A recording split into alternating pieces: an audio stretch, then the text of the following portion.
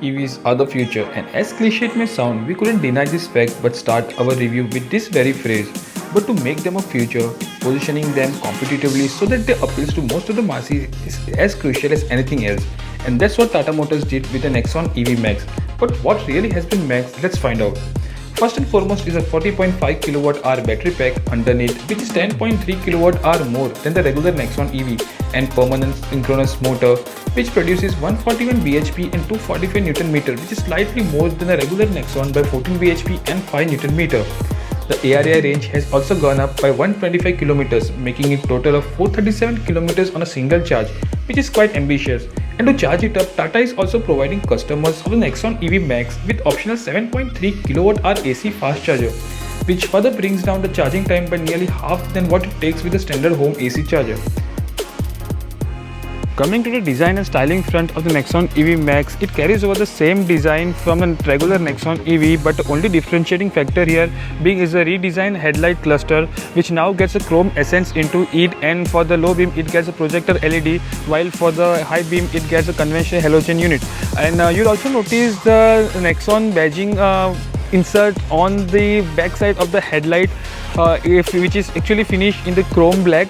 And coming to the side profile of the car, you will notice there is a redesigned dual tone 16 inches diamond cut alloy wheels, which actually gets the disc brake on all four wheels of the car, with low resistance tire, which actually helps to increase the overall range of a car marginally, to be precise. And one more thing you will notice from the exterior of the Nexon EV Max is that it now gets the disc brakes on all four wheels, which in turn increases the overall safety aspect of a car. While the rear more or less remains the same as that of a regular Nexon EV, the more prominent changes has been done to the interior of the car, and let's check out the interiors of the Nexon EV Max. While the interiors are largely similar to the standard Nexon, there are few EV touches in the cabin.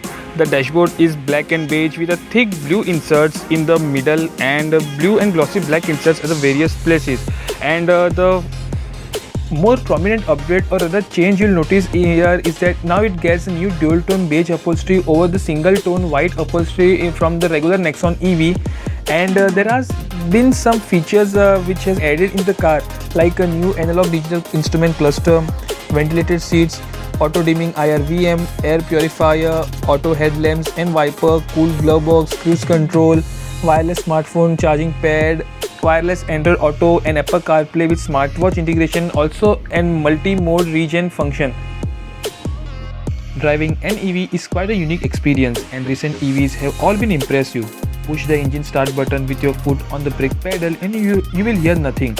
There are 4 transmission modes to choose from: P, D, R and N. Turn the rotary dial to engage D, which is drive mode.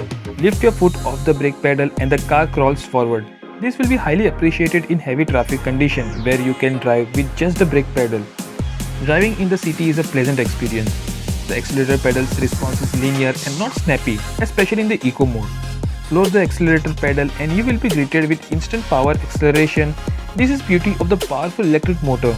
The car is quick and has abundant torque right from the get-go.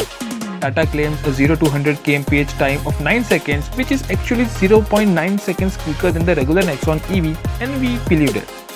Out on the highway, the Nexon EV Max is fantastic.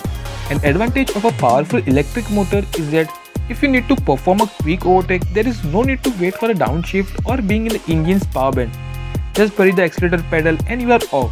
You will hit silly speeds with ease and not even realize it due to the lack of drama, engine noise, etc. That being said, single gear EVs don't have that higher end punch that gear turbo motors or petrol cars do. Keep in mind that if you drive hard, the range drops drastically.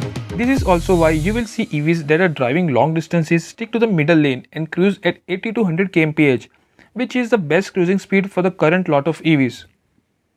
Coming to the conclusion, it is an impressive car with very little to criticize about. Good performance, ride, dynamics and long feature list, which easily makes it into your next EV purchase shortlist.